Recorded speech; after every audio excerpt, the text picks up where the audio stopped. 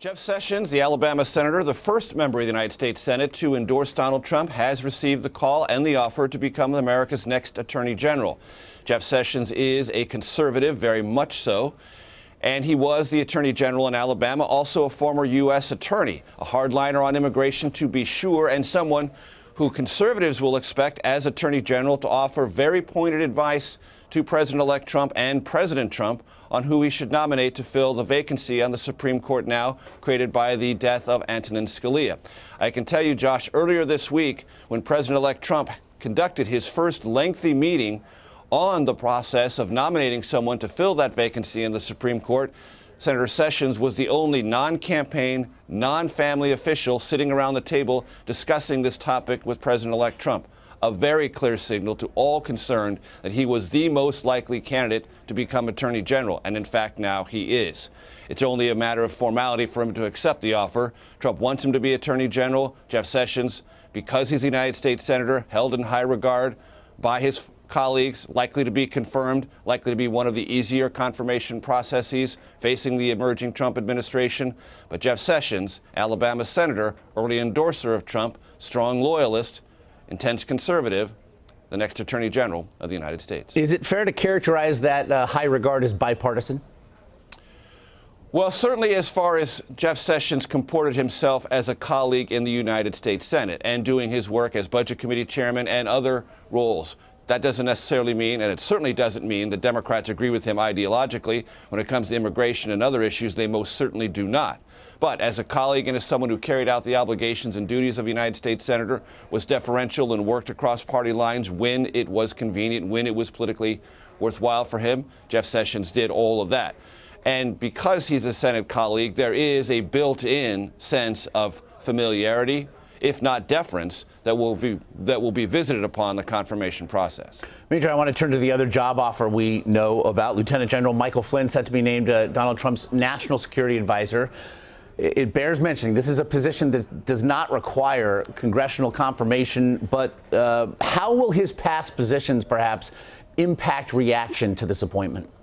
Well, it will create some measure of alarm among perhaps Arab allies of the United States. It might create some measure of alarm within the Muslim community in America. Michael Flynn is unquestionably a hardliner, someone who wants to use the terminology radical Islamic terrorism, wants to describe parts of the Islamic faith as being completely corrupted by this, what he would describe as, and what many others have described as, a hijacking of that faith for terroristic means to justify all sorts of crimes against humanity that have no justification, either as a secular matter and certainly not as something consistent with the teachings of Islam. And Flynn got crosswise with the Obama administration over some of these rhetorical approaches to the war on terrorism and some of the tactical approaches to dealing with counterterrorism. And he said he was fired by the Obama administration from his position at the head of the Defense Intelligence Agency. There are those in the Obama administration who would dispute that. But clearly he has suggested himself and positioned himself as a hardliner in the battle against Islamic terrorism. And as National Security Advisor, there is no Senate confirmation process whatsoever. This is a White House appointment.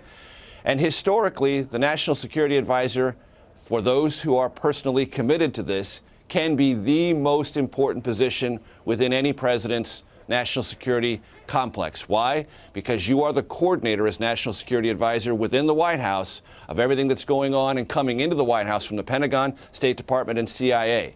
Now, there have been strong personalities as National Security Advisor. Henry Kissinger is by far the most memorable, who essentially took that position and made it the absolute pivot point for everything the White House did, said, or contemplated on diplomatic, national security, and intelligence policy. Some people have been less aggressive about that coordinating position. I have no clue yet as to how Michael Flynn will approach it, but clearly he wants to be among the last voices President Trump hears once he becomes president of the United States on these national security matters.